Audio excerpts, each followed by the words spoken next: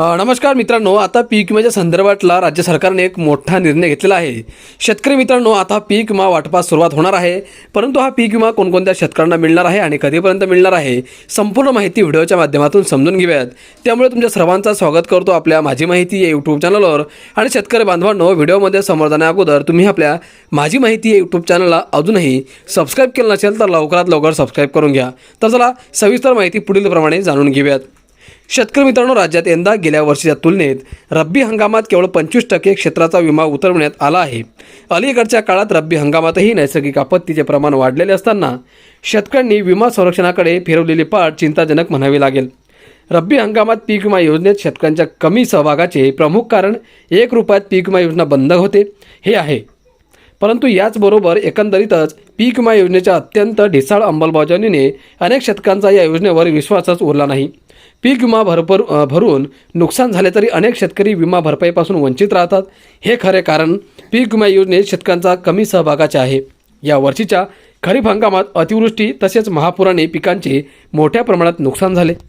शेतकरी मित्रांनो, त्यामुळे याची कसर रब्बी हंगामात काढण्यासाठी शेतकऱ्यांनी कंबर कसली। त्यातच ऐन रब्बी हंगामात पेरणीच्या वेळी लांबलेल्या पावसाने व्यत्यय आणला होता। अशा परिस्थितीतही राज्यात सरासरी रब्बी क्षेत्राच्या 86% क्षेत्रावर आतापर्यंत पेरणी झाली।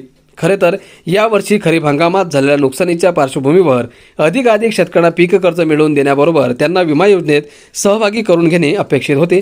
मात्र या दोन्ही पातळ्यांवर कृषी विभाग राज्य शासनाला अपयश आले आहे। पूर्वी खरीपाच्या तुलनेत रब्बी हंगामात नैसर्गिक आपत्तीमुळे तो आश्वासक मानला जात होता, परंतु मागील दशकभरापासून हवामानात मोठा बदल झाला आहे।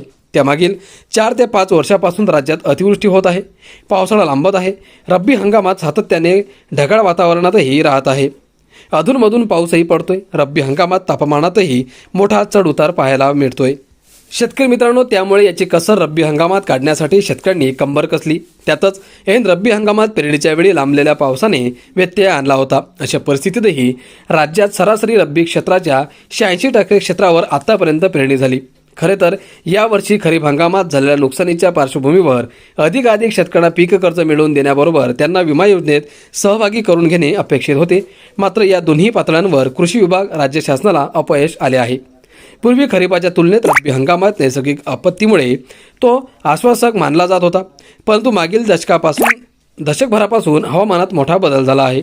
त्यामागील 4 ते 5 वर्षापासून राज्यात अतिवृष्टी होत आहे, पावसाळा लांबत आहे, रब्बी हंगामात सातत्याने ढगाळ वातावरणातही राहत आहे, अधूनमधून पाऊसही पडतोय। रब्बी हंगामात तापमानातही मोठा चढउतार पाहायला मिळतोय। रात्री कडाक्याची थंडी, सकाळी दाट धुके तर दुपारी उन्हाचा चटका अशा विपरीत हवामानाचा पिकांवर अत्यंत प्रतिकूल परिणाम होतोय। पूर्वी गारपीट झालीच तर मान्सूनपूर्व काळात होत होती, हिवाळ्यात गारपीट सहसा होत नव्हती।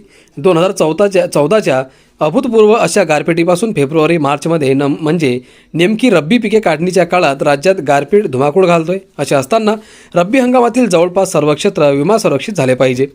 रब्बी पीक विम्यात अधिकाधिक शेतकऱ्यांचा समावेश करून घेण्यासाठी कृषी विभाग, विमा कंपन्या, बँका आणि केंद्र सरकार तसेच राज्य शासन या सर्वांनी एकत्रित प्रबोधनाची मोहीम हाती घ्यायला हवी।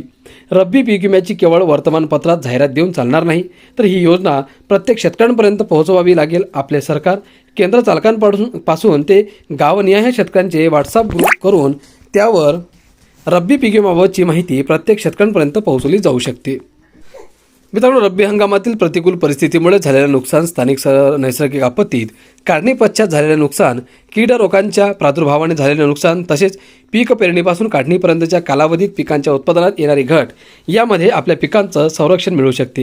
हे शेतकऱ्यांना पटवून द्यावे लागेल। एवढेच नाही तर विमा उतरविलेल्या शेतकऱ्यांचे नुकसान झाल्यास त्यास हमखास भरपाई मिळेल हे खात्री त्यांना पटवून द्यावी लागेल। यासाठी पीक विमा हप्ता भरण्यापासून ते नुकसान भरपाई मिळेपर्यंत या योजनेच्या अंमलबजावणी पद्धतीत शेतकरीपूरक बदल करावे लागतील। पीक विमा योजनेतील वाढत्या गैरप्रकारांनी देखील शेतकरी त्रस्त आहे।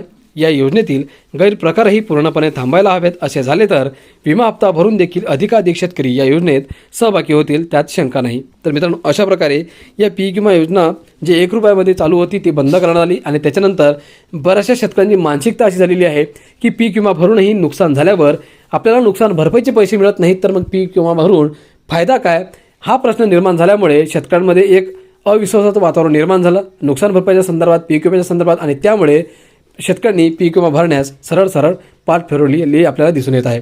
तर मित्रांनो, नक्कीच राज्य सरकारने याच्यावरती काहीतरी तोडगा करून शेतकऱ्यांना एक विश्वास द्यावा आणि शेतकऱ्यांना, ज्या शेतकऱ्यांनी पीक विमा भरलेला आहे अशा शेतकऱ्यांना नुकसान भरपाईचे पैसे द्यावे, जेणेकरून येणाऱ्या काळात पुढील शेतकरीही आपल्या पीक विम्याचे पैसे भरतील आणि नुकसान भरपाईसाठी पात्र होतील. अपेक्षा करतो मित्रांनो की माहिती महत्त्वपूर्ण वाटली असेल तर व्हिडिओला एक लाईक करा, चॅनलला सबस्क्राईब करा आणि हा व्हिडिओ शेतकरी बांधवांना शेअर करा. धन्यवाद.